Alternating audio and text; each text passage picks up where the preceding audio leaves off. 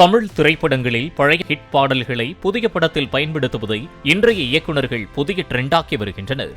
அந்த வகையில் அண்மையில் வெளியான கூலி படத்தில் கூட தேவாவின் இசையமைப்பில் கல்லூரி வாசல் படத்தில் இடம்பெற்ற லயோலா காலேஜ் லைலா என்ற பாடல் சண்டை காட்சியின் பின்னணியில் பயன்படுத்தப்பட்டிருந்தது.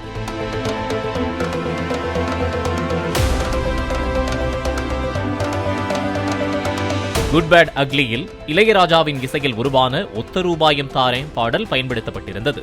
தனது அனுமதி இல்லாமல் இந்த பாடல் பயன்படுத்தப்பட்டு இருப்பதாக கூறி இளையராஜா உயர்நீதிமன்றத்தில் வழக்கு தொடர்ந்த நிலையில் குட் பேட் அக்லி படத்தில் இளையராஜாவின் பாடலை பயன்படுத்த இடைக்கால தடை விதிக்கப்பட்டுள்ளது.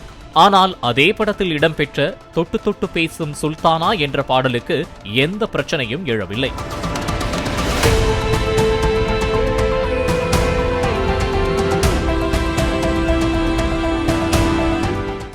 இந்த நிலையில் அறிமுக இயக்குநர் சசிகுமார் என்பவர் தனது புதிய படத்தில் முக்கியமான காட்சி ஒன்றில் காதலியின் பிரிவை சொல்லும் விதமாக பழைய ஹிட் பாடல் ஒன்றை பயன்படுத்த முடிவு செய்தார்.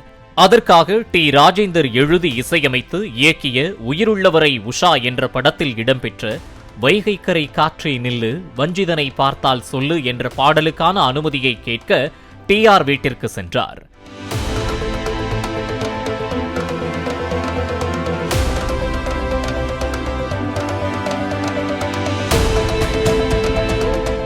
அந்த பாடலின் உரிமத்தை எவருக்கும் விற்காமல் இன்று வரை தன்னிடமே வைத்துள்ள டி ராஜேந்தரை சந்தித்துள்ளார் சசிகுமார். படத்தின் கதையை கேட்ட டி ராஜேந்தர் நல்லா இருக்குப்பா என்று பாராட்டி எந்த ஒரு தொகையும் வாங்காமல் பாட்டை பயன்படுத்திக் கொள்ள அனுமதி அளித்துள்ளார். அத்தோடு அந்த இயக்குனரை ஊக்கப்படுத்தும் விதமாக 1.5 லட்சம் ரூபாய் மதிப்புள்ள iPhone 15 Pro ஒன்றையும் அன்பு பரிசாக கொடுத்து அனுப்பியிருக்கிறார் டி ராஜேந்தர்.